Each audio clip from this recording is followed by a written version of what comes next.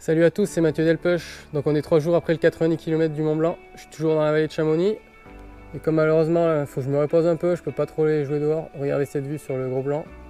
J'ai ça autour de moi, mais il faut que je reste ici. Du coup, j'en profite pour vous raconter un peu la course, comment ça s'est passé. C'était mon premier ultra trail avec 85 km et 6000 mètres de dénivelé. Et au départ, il y avait quand même un plateau international assez intéressant pour se tester sur une première. Chez les Français, il y avait Aurélien Dunan-Palas qui a déjà gagné cette année.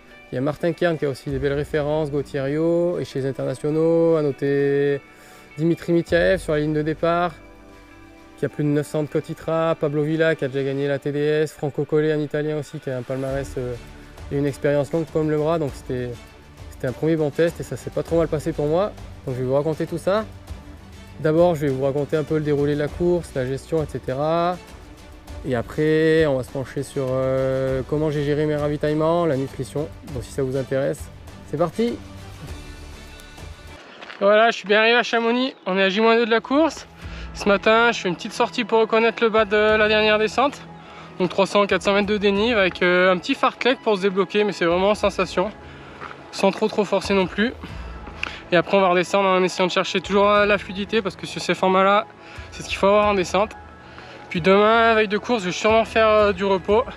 Avant les formats longs, j'aime bien me reposer tranquillou. Et voilà, une petite cryo, après les deux cryos chez Cryo Advance à Lyon et à Annecy. Aujourd'hui, ça va sûrement être dans la rivière ou dans une fontaine. Et puis après, on reste tranquillou, on va chercher le dossard demain matin. Et puis il n'y a plus qu'à. Et voilà, petit déblocage fait. Petit rafraîchissement dans la fontaine. 3 litres de bière. 3 litres de bière pour l'hydratation et on est 3 litres de bière. 1 kg de frites et c'est parti.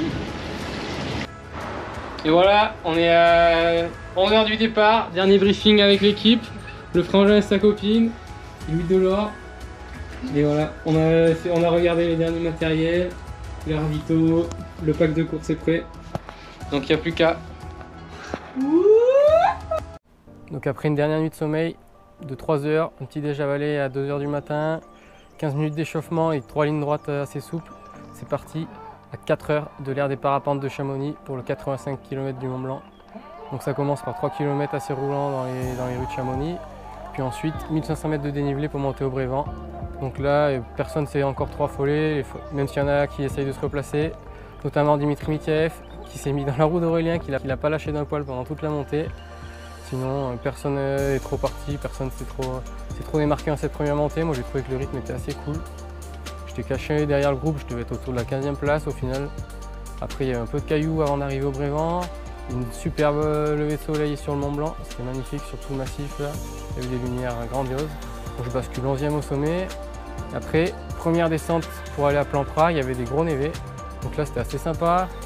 Mais moi je voulais pas descendre trop fort, je voulais essayer de descendre tranquillou, garder encore des fibres et je savais que ça serait encore long. Donc là je m'affole pas. Et au ravitaillement, je passe à la 9e place parce que quand même dans les névés, il y en a qui n'étaient pas trop à l'aise, donc moi je me suis laissé un peu glisser, ça allait bien.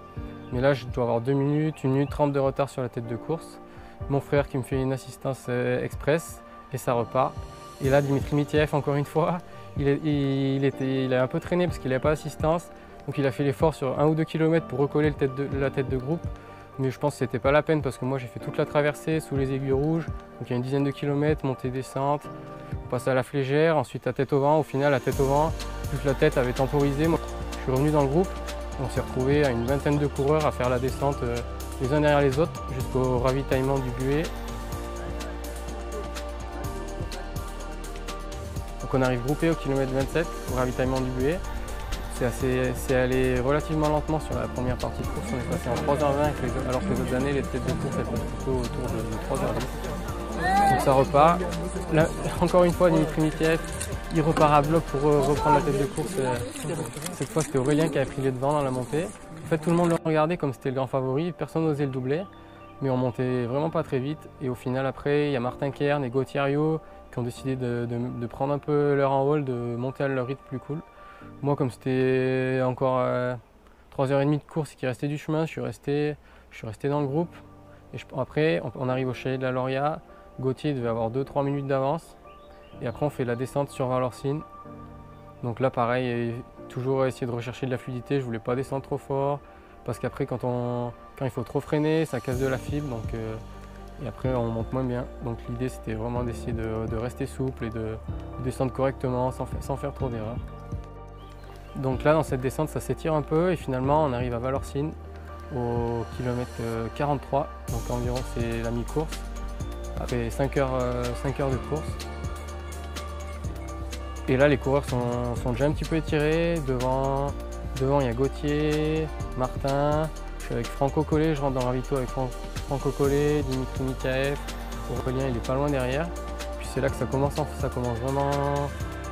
Là c'est à la sortie du ravito que ça commence. Dimitri il a compris que c'était pas le grand jour pour Aurélien, donc ça ne servait à rien de l'attendre et de le suivre comme un petit chien.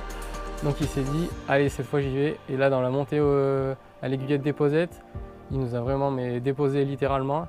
Il est parti avec ses bâtons et sa carrure de bodybuilder. Il poussait fort et je me suis retrouvé avec Martin, on l'a regardé partir, on s'est dit bon mais là on va jamais le revoir.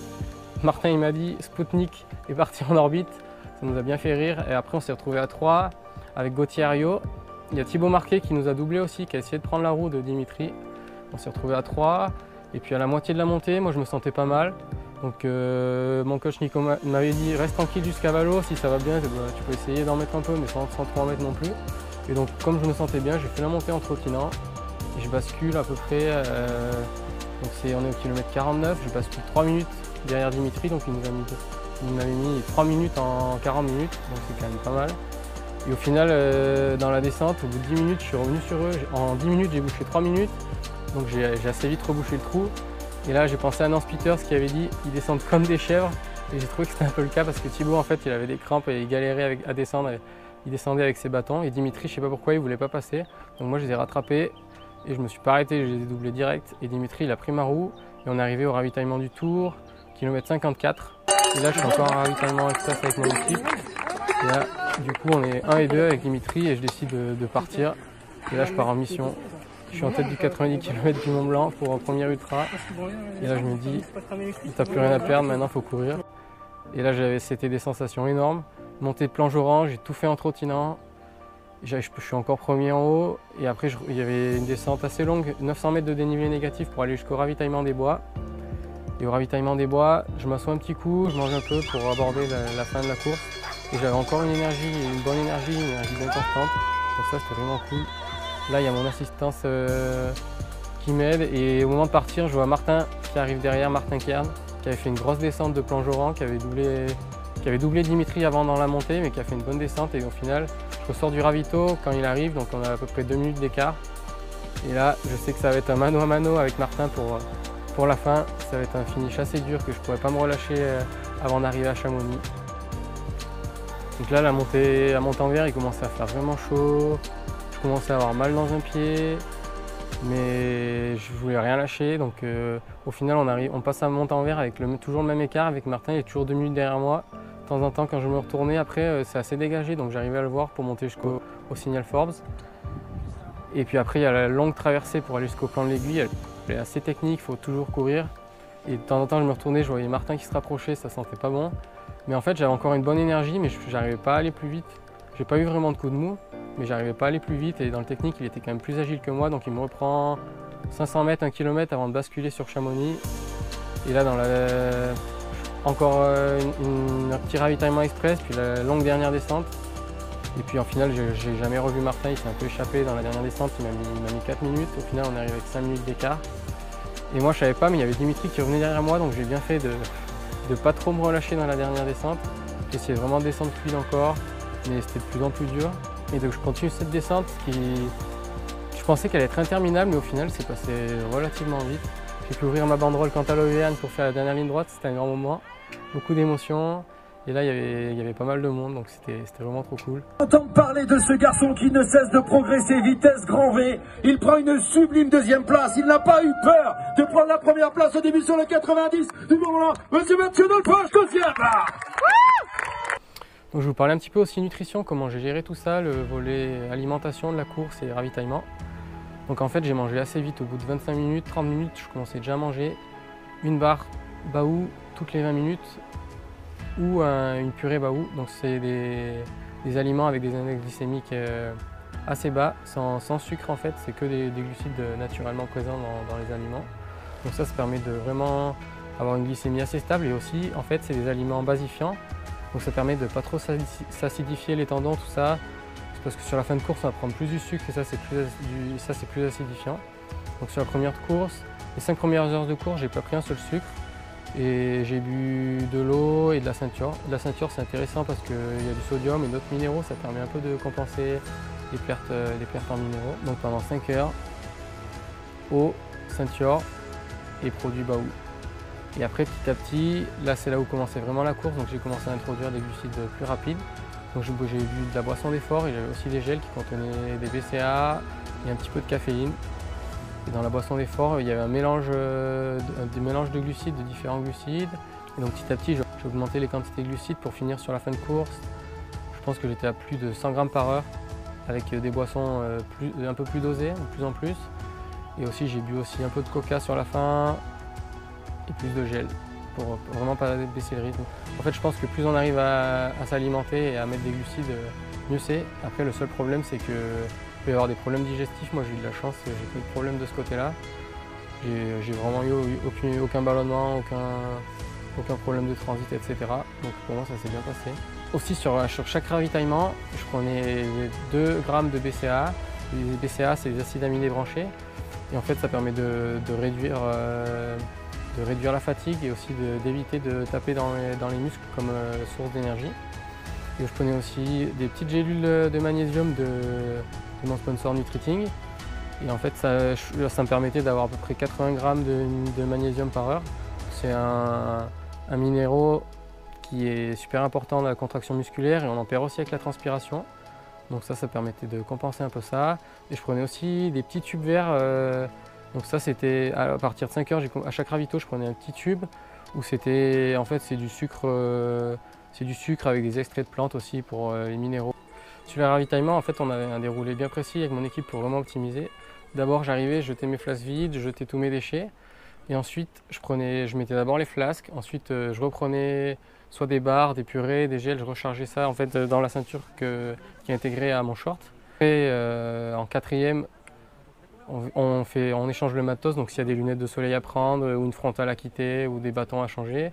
Et enfin, tout ce que j'avais prévu de consommer sur place, je le mangeais et je repartais. Voilà. Et voilà pour ce récit du 90 km du Mont Blanc. Moi je suis super content du résultat, c'était un peu inespéré, surtout après une prépa qui était un peu tumultueuse sur la fin. Mais au final, course mémorable, je pense que je vais m'en souvenir un moment. J'espère que ce petit résumé vous a plu, vous avez peut-être appris quelques trucs. Si vous voulez suivre la suite de ma saison, n'hésitez pas à vous abonner. Si vous avez des questions sur la course, mettez des commentaires, je vous répondrai. Et puis, n'oubliez pas aussi d'aller jouer dehors, où que ce soit. Ici, c'est pas mal, par exemple. Puis voilà quoi. Allez, ciao ciao!